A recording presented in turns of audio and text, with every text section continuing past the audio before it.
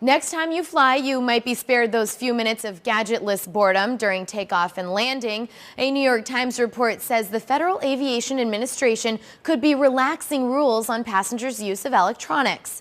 The report cites an FAA official saying the agency was under tremendous pressure to let people use reading devices on planes or to provide solid scientific evidence why they cannot. HLN reports some passengers were so sure the devices don't cause problems with control or safety, they were willing to go to jail. There's an argument that they don't interfere with the controls at all.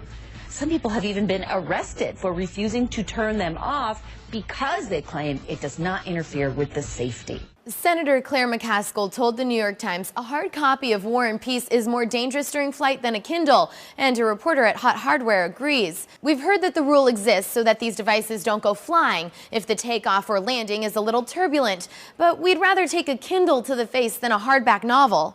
I'd vote neither. VentureBeat reports even with the changes, access to devices would still be somewhat limited. Passengers would be required to switch devices to airplane mode rather than shutting them down completely. And even though many smartphones have that airplane mode function, CNET reports the new rule would not apply to cell phones and points out emerging technologies like smartwatches and Google Glass are questionable. They're likely to only complicate things further and lead to more confrontations between flight crews enforcing federal rules and passengers making a stand against what seems increasingly like bureaucratic nonsense. Engadget reports the FAA commissioned a study to investigate the issue of in-flight electronic use. The team, which includes representatives from Amazon, Boeing, the CEA, FCC, and others, will announce the results of its study by July 31st. Reports suggest any changes to the FAA's electronic regulations are likely to come soon after that. For Newsy, I'm Katie Brennan.